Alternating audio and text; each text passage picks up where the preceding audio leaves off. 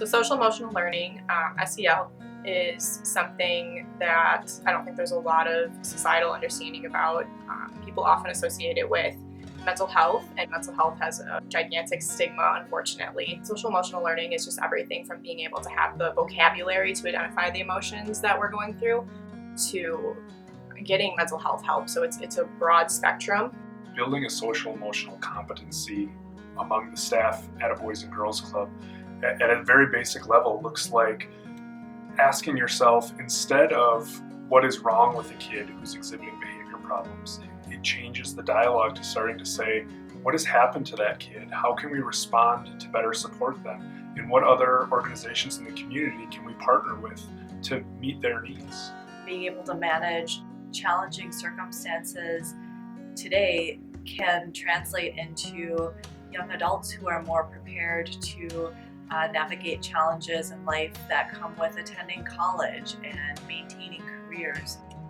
We're an organization that has done a great job with specific initiatives like graduation support, college readiness, closing achievement gaps, more recently the arts, and now social emotional learning is the next chapter in that book as far as building better kids and equipping them to be successful for the future. People think that kids should just be able to work through it or pick themselves up and have that resilience, but with the experiences that many of them have and just the dangers that they're facing on a daily basis, we can't compare our own situations to those of somebody who's struggling with their mental health. And it's not something that you can see from the outside. It manifests itself in many different ways, which makes it so difficult, and why, but also makes our work that much more important. It's something that we all learn in school and through our lives, how to regulate ourselves, how to regulate other people, how to interact with each other, how to be a conscious and aware citizen in this world. So I think that the societal shift of we don't want to talk about feelings, that's a weakness, to we need to talk about feelings because we all have them. Data supports that 1 in 5 individuals has experience with a mental illness, and that translates into hundreds of club members that we serve on a daily basis. The young people we're working with are facing stressors that we can only fathom. When we talk about homelessness and poverty and sexual exploitation of children and sex trafficking, these are all things that our kids are facing on a daily basis. We say it all the time, if not us, then who?